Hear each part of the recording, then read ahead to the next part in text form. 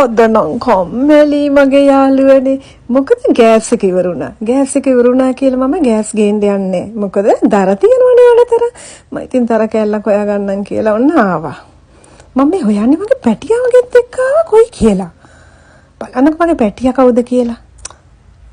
මේ බලන්න මේ ගස් යනවා මේ බලන්න. ලේම් පැටියෙක් වගේ.